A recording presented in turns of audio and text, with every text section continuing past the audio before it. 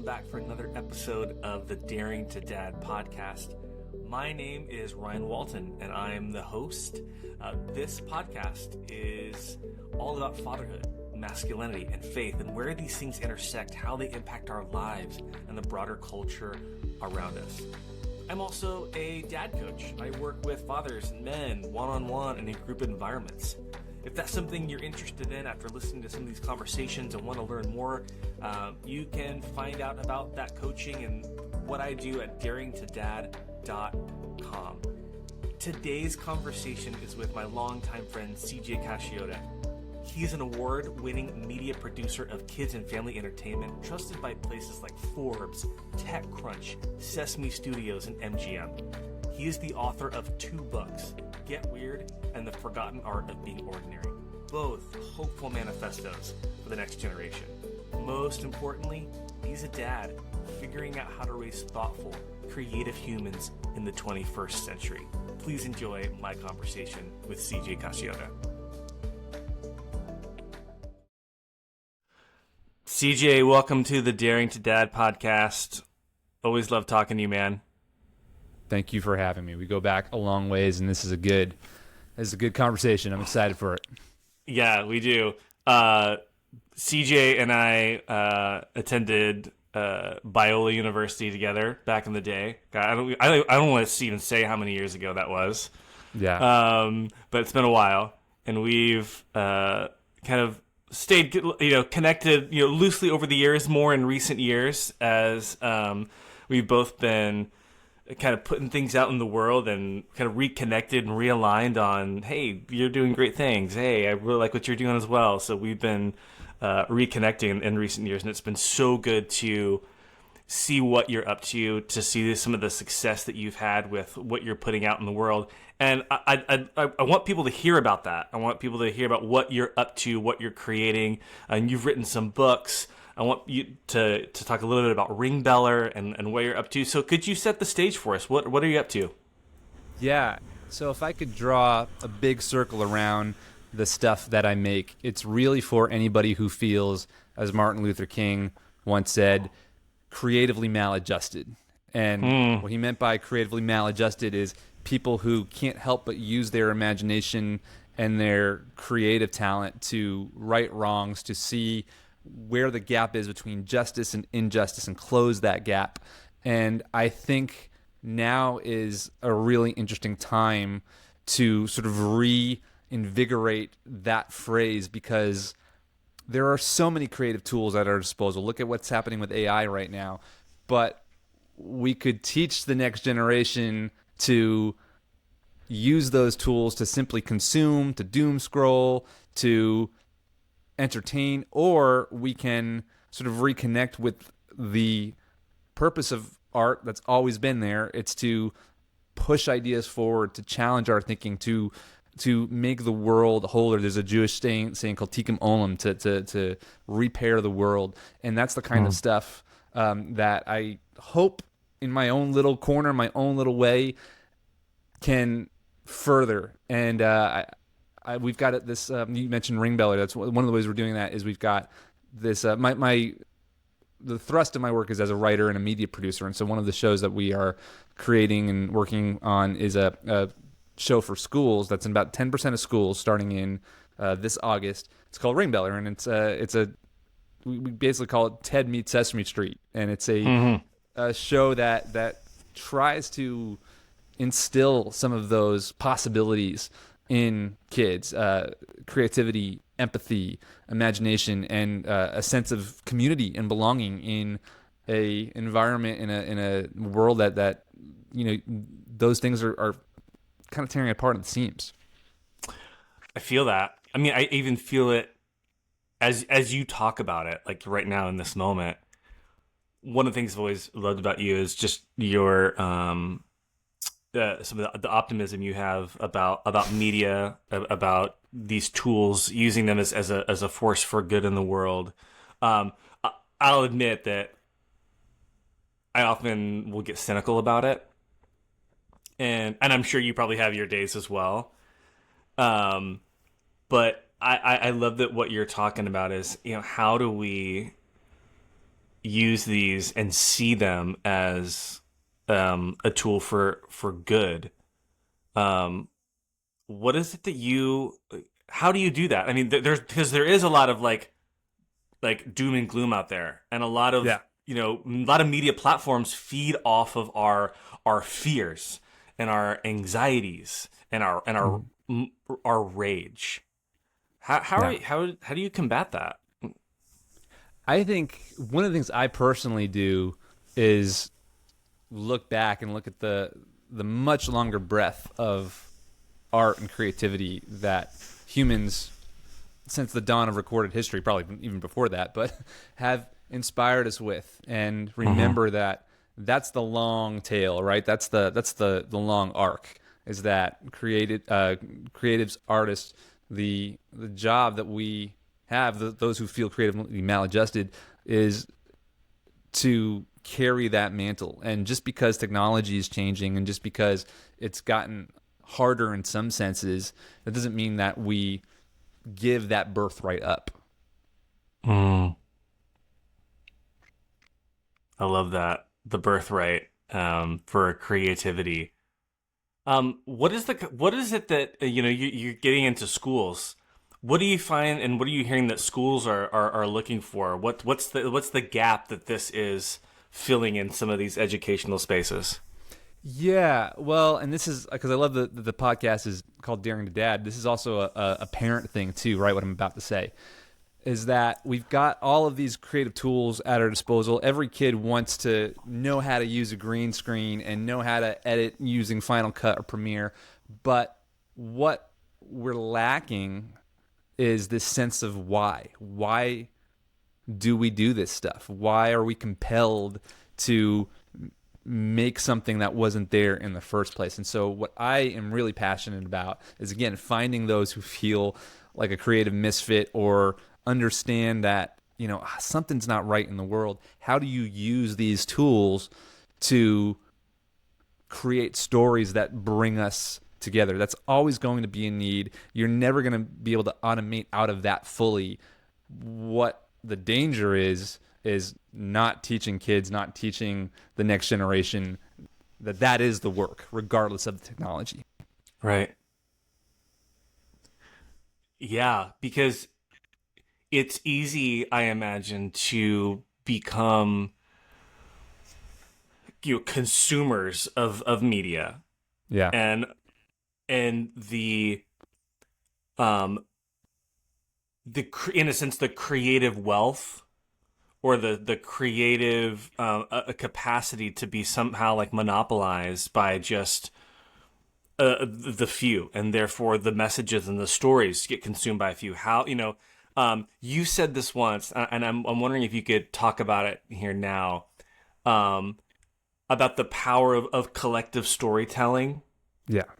I Yep. think that once you talked about the hero's journey, but you've talked about it in a more communal sense. Can you Yeah. speak to that a little bit?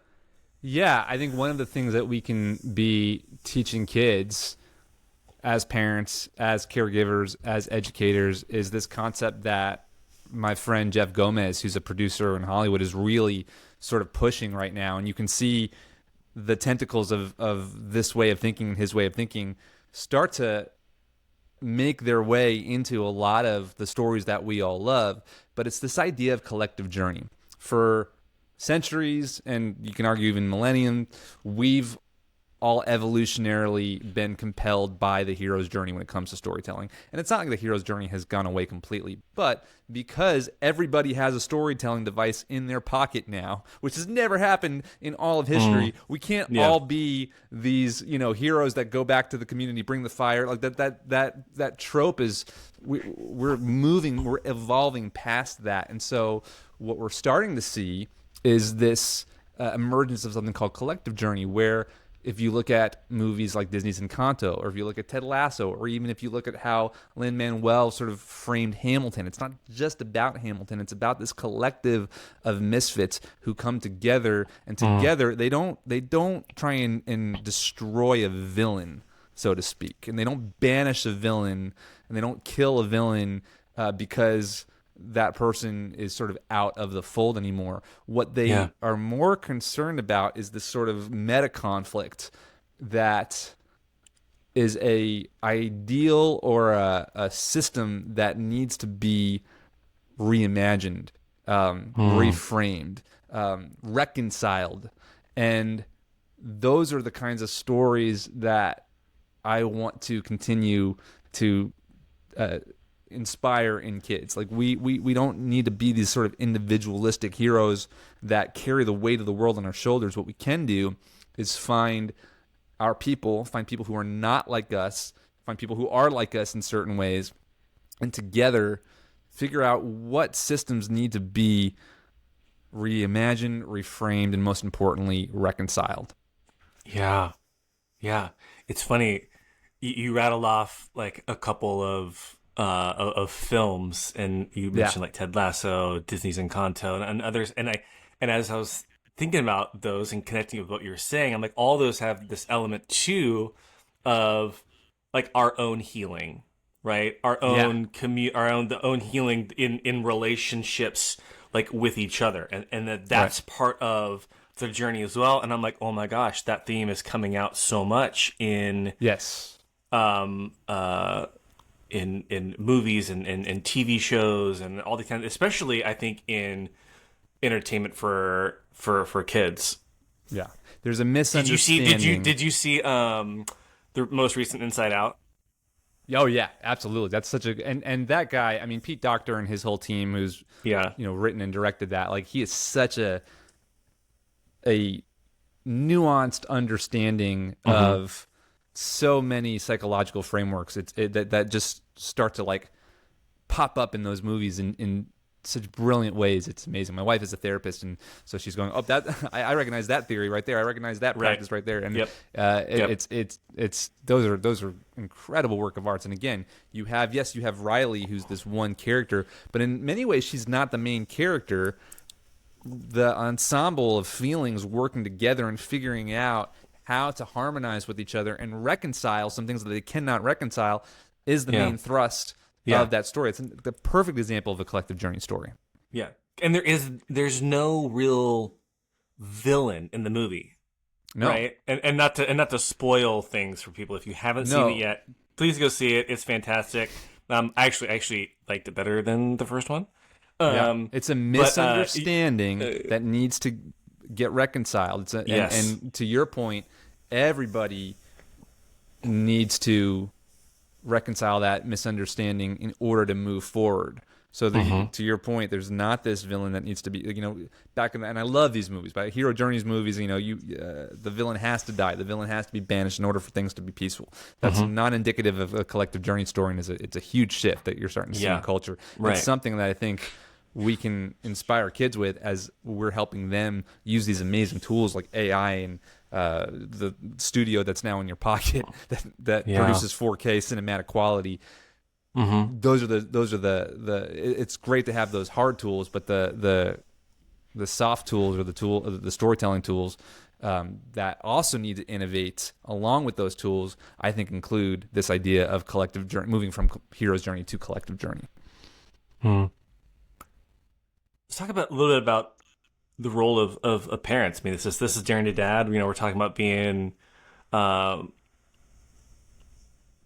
fathers and embracing our role as fathers in today's world, which is different than the world of our fathers. Yeah. And what is it that you often see with parents, and how does this start with dad or mom or whoever is the caregiver of a child? Like, how do we help inspire this type of creativity when we see this in our kids, these opportunities we have? What is your message to parents? Yeah, I think the conversation we're having around media technology and parenting right now is wrong. We're say more. Yeah. Acting very binary about it. Do we give our kids technology or do we hide it from them? And I think there's a deeper conversation to be had about the purpose of that technology.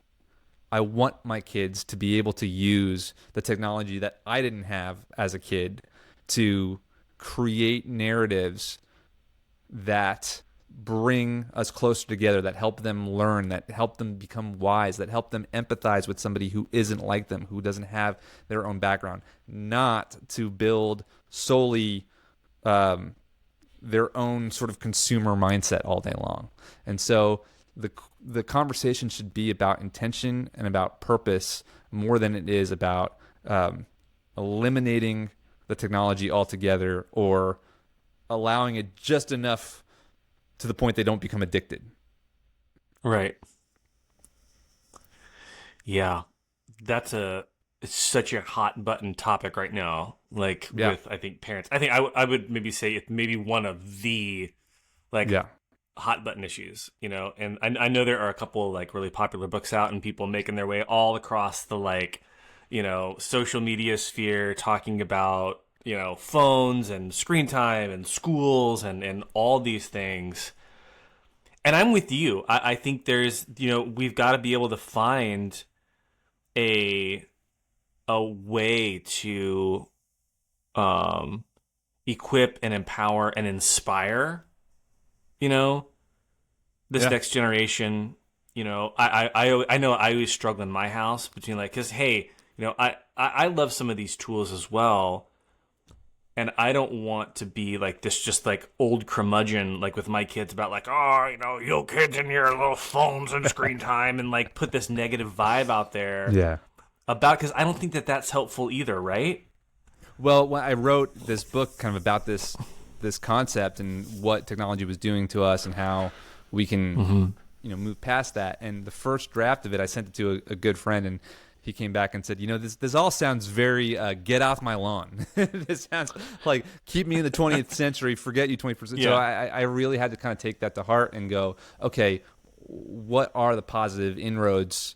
Because I think we all know how to be cynical. We all know how to be jaded. We all know what the dangers are. It's easy. Yeah. Mm-hmm. Yeah. And so figuring out a way to be wise, a way to not let our kids be consumed by all of the bad actors out there. By the way, there are, I don't think it's cynical to say that the majority of those who sort of lord over our sense of media technology today are bad actors. They don't have our altruistic interests in mind. They want our data. They want our money. Yeah. And so I'm not saying, oh, no, like let's not have, I am actually a big proponent for, I've been saying for years, like, why do we have phones in school in the first place? Why can't we just sort of be more regulatory about, hey, if you're going to have a phone, have a dumb phone in school? Like, I think there's ways around this, but sure, I think we can get really caught up in the polarization, just like pick a topic right now in our culture between do we shut it out completely, or again, do we give it to our kids enough just to the point, what's that, you know, get up to the line of like, when are they going to be addicted? When I feel like there's a better, deeper, more productive conversation to be had about what is the purpose of this thing, and where does it start to tip over into mindless consumerism that doesn't benefit our kids' brains and their imaginations, and when is it genuinely a jumping off point to helping them understand the world in ways that we didn't have access to when we were kids? Absolutely. I think that perspective is super healthy, because I think what happens often with parents, and I can say this from my own experience and working with other parents, specifically dads, is that there can be a lot of guilt and there can be a lot of shame around this. And I think that can also be projected onto our kids around screen time. We know we feel maybe shame and guilt because of like the amount of screen time that maybe we are like consuming, and maybe and not just. I think here's what I like about what you're saying. It's often not the screen time itself. It's what we find ourselves doing with it and when we're on it, and how we feel afterward, right? Like, I know for me, if I just am using it to like numb out and doom scroll, and all of a sudden it's like an hour later, and I'm like, whoa, what the hell Yeah. have I been doing for the last hour? I feel Yeah. like crap, right? Yeah. Like that. Yes, yes, But yet right. here And you are so, creating a podcast using yeah, that same technology to connect with dads who mm-hmm. desperately need some kind of connection and sense of belonging. And Right. so it's a weird, it's a very weird thing. Uh huh. Yeah. I think you just referenced your book. There it Um, is. There it is. The Forgotten Art of Being Ordinary: A Human Manifesto in the Age of the Metaverse. And I don't think I've heard that you tell that specific story before about like that first edit and how you went back and kind of reframe that. What, like, how did you shift some of your mindset with that? Yeah. Well, I took what that person told me to heart, and I literally wrote a chapter called "Get Off My Lawn," and I just acknowledged Yeah. the fact that, and I kind of started the book with that. I acknowledge that that is the proclivity when it comes to this conversation for a lot of us to either go, can we just stop this? There's also, I took a cue from the Industrial Revolution in America, where you had this group of artisans who would literally get up in the middle of the night, band together, and start beating the hell out of all of the machines because they were afraid. They were called Luddites, Oh and yeah. Uh-huh. we can have that sort of Luddite mentality. What was really interesting is talk about collective journey. Sort of in opposition to the Luddites, there was this sort of interfaith community that began to rise up around the turn of the century in America, of different faiths, different religions, different backgrounds, but they all sort of came together under this banner of, hey, the individual human, they require dignity. They're worth they're worth something. They're not just a cog in the machine. And so what they did was they told stories, they created manifestos, and ultimately worked with the U.S. government to create guardrails and regulations around this technology that created a human first approach. Yeah. And we desperately need a renaissance of those types of people, again, those creatively maladjusted folks, to sort of close the gap between injustice and justice when it comes to the technology that we have at our fingertips right now. Not a bunch of us just going around and trying to, take down Apple and, throw our phones in the river, whatever it is, that we're tempted to do sometimes, either physically or figuratively. Yeah. Yeah. Oh, I mean, I fully get that. I mean, there's days when I'm like, I want to make some content, and then there's other days when I'm like, I want to keep my entire existence a secret. Yeah, yeah. Do you know what I mean? And I think like, that's okay, by the way. I get that. I think, Yeah. Yeah. I think that's a natural. I want to be clear. Like the constant questioning of why are we doing this and why are we feeding the content beast is very appropriate. And I get very, very nervous. This is why I'm harping on the why thing with kids so much. It's like when you stop questioning, why are we putting this stuff out 24/7? Like, just because this is the culture I grew up in. That is I think I think doom is not to be too hyperbolic, but I think that's that's where we start going really downhill as a society. If we don't if we don't ask why, if we don't stop and create artists, create people who feel creatively maladjusted and are okay with that. Don't question critically what we're doing, why we're doing it, and what good it's benefiting not just us but those around us. Then we've got a problem. And I think we're at that point. But the beautiful thing is I think there's enough people right now at the apex of AI going, oh my gosh, AI can create a movie, AI can create a book, AI can create X, Y, and Z. You do have that community of folks who remind me of the groundswell of people who fought for human rights during the Industrial Revolution, kind of saying, wait, why are we doing this again? And what should the guardrails be? Sure. Yeah. Oh, definitely. I mean, that's it. Definitely worries me. There's part of it that are cool and exciting, and there's other parts of it that like, oh my gosh, like, you Yeah. know, it's. I always thought the machines first would be like taking on like these really really hard, like Right. grueling jobs that humans wouldn't have to Yeah. do anymore. But like actually, they're like writing poetry and scripts Yeah. and like painting pictures, and I'm like, oh, I didn't think it would start with like the arts and Yeah. writing and all this kind of stuff, but here we are. And so I think that yeah, we're always having to like evolve as people and figure out kind of what is next, for us and creativity and storytelling. It's so powerful, man. I love the kind of thing you're talking about. I want to shift to fatherhood a little bit because you are just one of the more just thoughtful, conscious like people that I know, and I'm wondering how you look at this in the context of your own parenting. You have kids, and I know it's probably not always easy. Parenting is incredibly hard and challenging, but what does this look like in the home and fostering this hopefulness, this sense of creativity, storytelling? What does that look like? Yeah.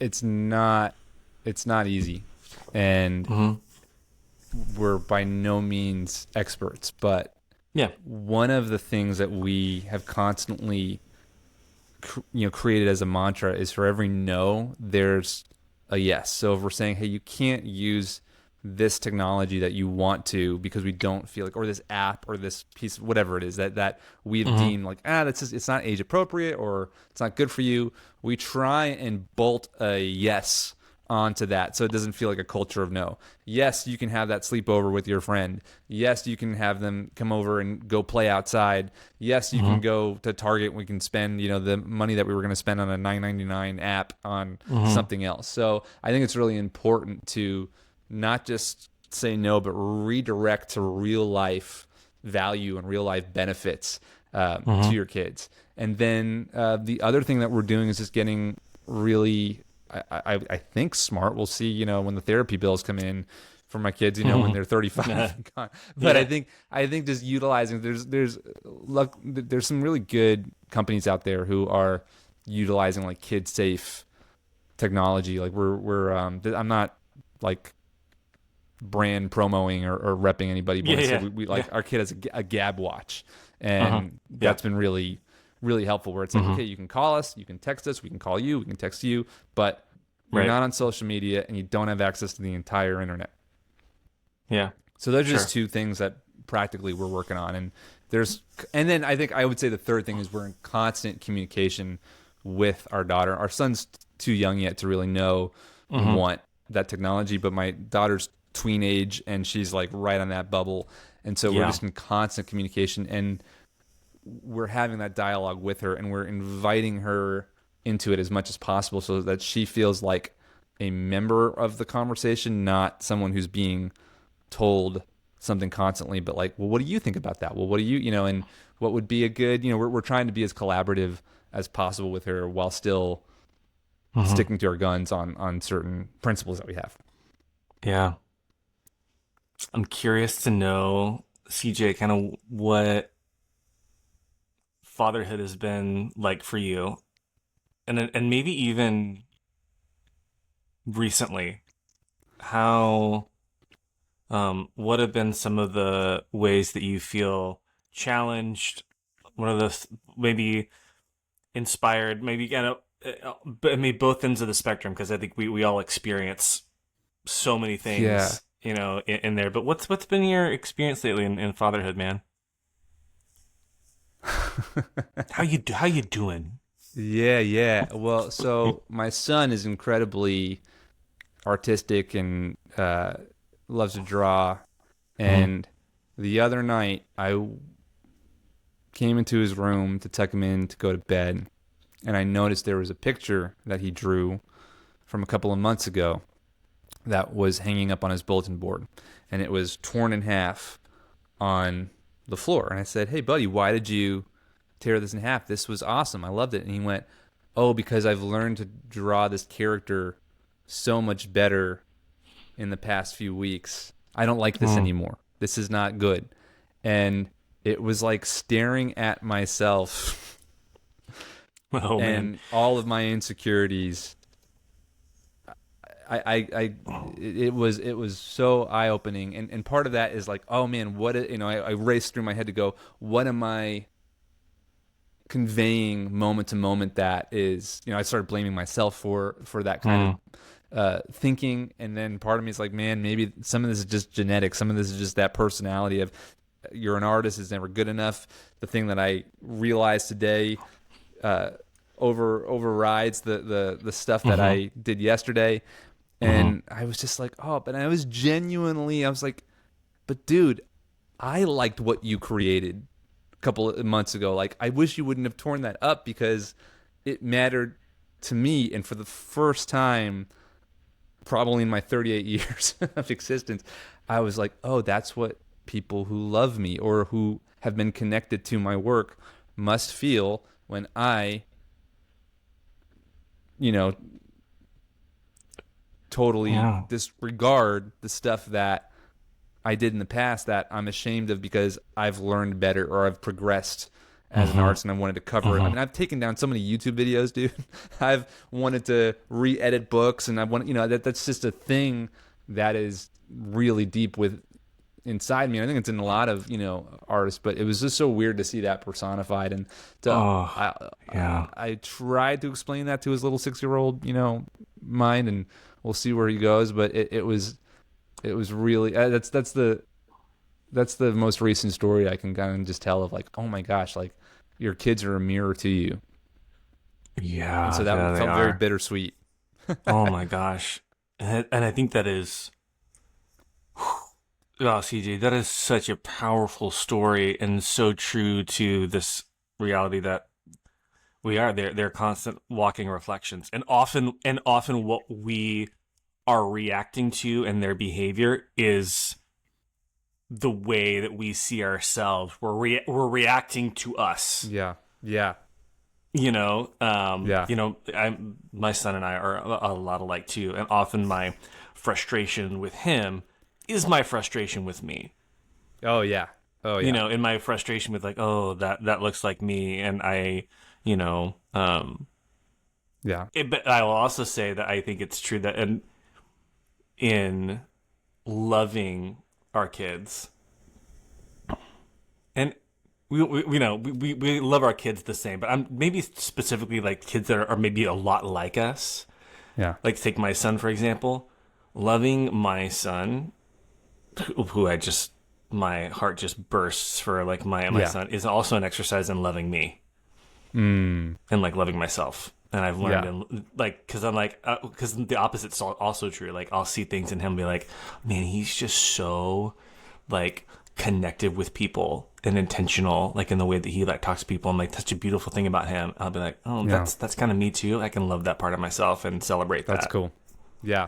Yeah. It's so true. Oh, your story about that little, I just see the little piece on the floor. And and I was like, but I like it. Why did you do that? Yeah. Like, and it's like, I completely understood him and was so, bummed out that it doesn't, exist in the way that it used to. And it was such a weird mirror. Yeah. That's powerful, man. Oh, CJ, I always love chatting with you. I find a lot of inspiration in your work. And I want to end with kind of one more thing from you, because I have it's something that you said once, and I want you to talk a little bit about it, because I've quoted you I think a number of times saying this. You said the grown-up you want to be has a lot to do with the kid you were told to forget. Yeah, it goes back to this feeling of being creatively maladjusted. I think we all have a sense of that out of the womb, that there's something different about us, there's something unique about us, and what we've been told one too many times is that, nope, sit down, shut up, kind of stay in line and be part of that assembly process. But when we figure out what that thing that sparked that feeling of differentiation, probably pretty early on in life, probably in our childhood. Once we reconnect with that thing, and I used to think it was like a one-time thing, and I'm realizing that even in this season in my life, I'm like, oh man, I worked really hard for the past year and a half on a couple of projects, and I'm like finally just sort of coming up from air. I'm like, wait, what am I like? What are we doing again? What why are we here? What am I like? What's my purpose? To reconnect, to go all the way back and to reconnect with that thing, really does change everything. And when we can operate out of that sense of like, no, I belong in my maladjustment, I belong in my differentiation, there is this sort of exponential effect where we start to create the kind of spaces where other people can feel that way too. And that's what I want to do. Yeah. Yeah. Man, it's such a beautiful thing. And I think about maybe dads out there listening to this conversation, this podcast, about the importance of communities and finding other spaces out there where you can connect and collaborate and create. And so many of us as dads, I think, are trying to walk that journey alone, being that like lone hero, kind of what we were talking about before, the hero's journey. Like you're doing it on your own. You're out there, you're grinding away at being a dad, and it's hard. And but there's something in you, right? There's maybe a creativity, there's a passion in you, or perspective in you that the world needs, that your kids need. And finding spaces of connection with other men. It could be, this kind of space, Daring to Dad. It could be a men's group somewhere. It could be whatever. It could be your church. There's a lot of different places that you might be able to find that kind of connection with other dads. But yeah, such a powerful thing to consider. So if you're a dad out there and you're listening to this and you're like, man, I want more of this, man, start by getting connected. Start by opening up, and start by finding some other men in your life. It can be really powerful.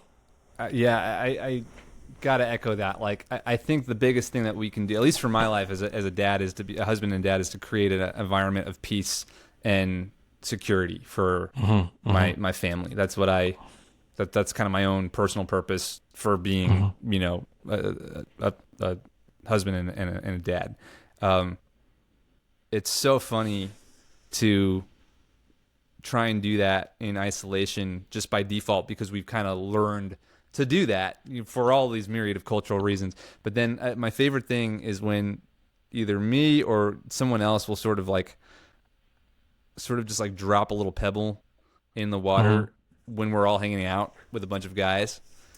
And it's like, okay, I'm going to say this. I'm going to say this thing that I'm feeling. It's a little bit vulnerable. Like, I think, does anybody meditate? Does anybody do these self-affirmations? And I was thinking like maybe, people would look at me like I'm crazy. And like, yes, it's changed my life. All of a sudden you saw this like swarm. Everybody at the table was like, absolutely. And this is how it helped me. And this is what I do.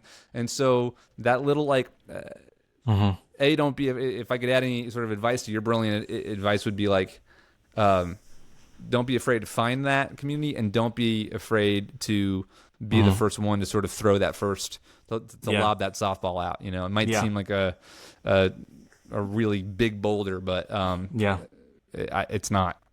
Yeah. What's the saying? It's that often when you tell your story, you give someone else permission to tell theirs. Yeah. So often it can be small, like, hey, like I do this. Anyone else? And it could be like could be like that easy. That's really powerful. Yeah. But yeah, man, I love that. So, where can people find your work and connect to you, CJ?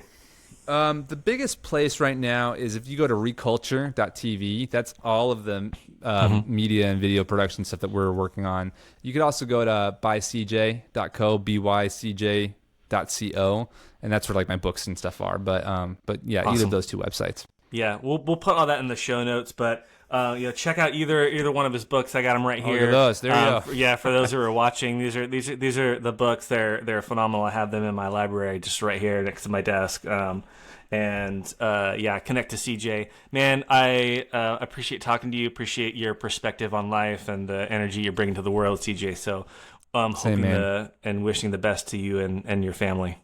Yeah, you too. All right, brother. We'll Cool. talk again soon. All right. All right. Okay.